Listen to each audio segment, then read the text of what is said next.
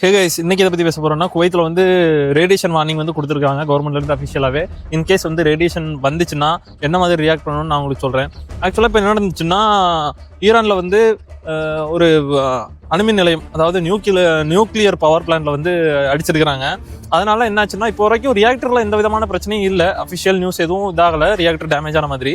But அங்கே வந்து இது நடந்திருக்குது, குண்டுவெடிப்பு நடந்திருக்குது. ஸோ மேபி ரியாக்டர் வந்து வெடிக்கலாம், இல்லை ரியாக்டருக்கு மறுபடியும் இவங்க அடிச்சு ரியாக்டருக்கு ஏதாவது டேமேஜ் ஆகலாம். ஸோ அந்த மாதிரி ஆச்சுன்னா குவைத்தில் இருக்கிறவங்க, ஓமனில் இருக்கிறவங்க, சவுதி அரேபியாவில் இருக்கிறவங்க, ஏன் ஈவன் பாகிஸ்தானுக்கு கூட இது வந்து அஃபெக்ட் ஆகலாம். ஏன் அப்படி சொல்கிறேன்னா, இப்போ ஒரு வெடிக்குதுன்னா அதில் உள்ள டஸ்ட் பார்ட்டிகல், இந்த சின்ன சின்ன கண்டாமினேஷன்லாம் என்ன ஒன்றா இந்த விண்ட் டைரக்ஷனை பொறுத்து வந்து மாறும். நம்ம பக்கம் விண்ட் அடிச்சுன்னா இப்போ குவைத்துக்கு வரும், அந்த பக்கம் அடிக்கினா சவுதி போவோம், மேலே அடிக்கினா ஓமனுக்கு போவோம், இல்லை இந்த பக்கம் அடிக்குதுன்னா பாகிஸ்தான் போவோம். ஸோ அந்த மாதிரியான பிரச்சனைகள் இருக்குது.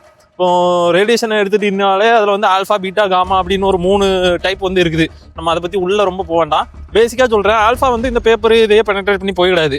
அந்த பீட்டா வந்து இந்த எப்படி சொல்லலாம், இந்த மெட்டல் ஷீட்டு இதையே தாண்டி போய்விடாது. ஆனால் இந்த காமாங்கிற வந்து ரொம்ப மோசமான பெயர். இது வந்து யாருனாலும் அடித்து நொறுக்கி போவான்.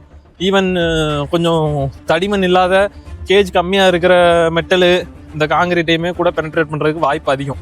அது ஒரு நல்ல நம்ம காங்கிரீட் வீடாக இருந்தாலுமே உள்ள மெயினாக சென்டரில் இருக்கிற ரூமில் இருந்தால் தான் காங்கிரீட்டை பெனட்ரேட் பண்ணி அது வராது.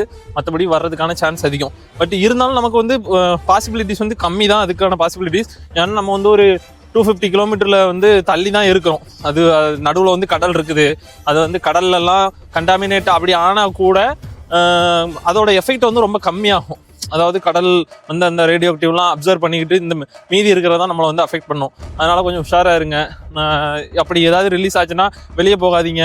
ஏன்னா இது வந்து கேஸ் மாதிரி நீங்கள் ஸ்மெல் பண்ணியோ இல்லை வேறு ஏதாவது எப்படி சைரன் மூலமாகவோ இல்லை எந்த மாதிரியுமே இது வந்து தெரியாது. கண்ணால் பார்க்கவே முடியாது, ஸ்மெல் பண்ணவே முடியாது, ஃபீல் பண்ணவே முடியாது, எதுவுமே பண்ண முடியாது. ரேடியேஷனை பொறுத்த வரைக்கும் உங்களுக்கு ரேடியேஷன் அஃபெக்ட் ஆகுதுன்னா எந்த மாதிரி தெரியும்னா, இப்போது செல் அஃபெக்ட் ஆகும். சில பேருக்கு மீடியம் லெவலில் அஃபெக்ட் ஆச்சுன்னா வாமிட் வரும். ஹையர் லெவலில் இருந்துன்னா ஆர்கன்லாம் ஃபெயிலியர் ஆயிரும்.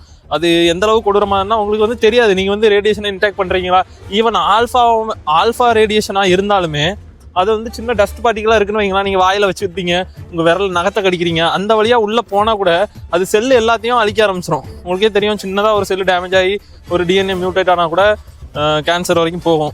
ஸோ உஷாராக இருங்க. இது வந்து பயமுறுத்துறதுக்கெலாம் இல்லை. ஆக்சுவலி இப்படி நடந்தால் இப்படி வந்து இருக்கணும் அப்படிங்கிறதுக்காக தான். இன்னொரு இதுவும் இருக்குது. அதாவது அது வந்து நான் தேவையில்லை, இருந்தாலும் சொல்கிறேன்.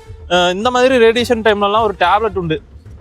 நீங்கள் வேணால் இன்டர்நெட் சர்ச் பண்ணி பாருங்கள். அது வந்து ஏதாவது ரிஸ்க் ஃபேக்டர் வந்து ரொம்ப அதிகமாக இருக்குது அப்படின்னா கவர்மெண்ட்டே ப்ரொவைட் பண்ணுறதுக்கான சான்ஸ் அதிகம். பட் அந்தளவு போகாதுன்னு நினைக்கிறேன். ஓகே கைஸ், சேஃபாக இருங்க.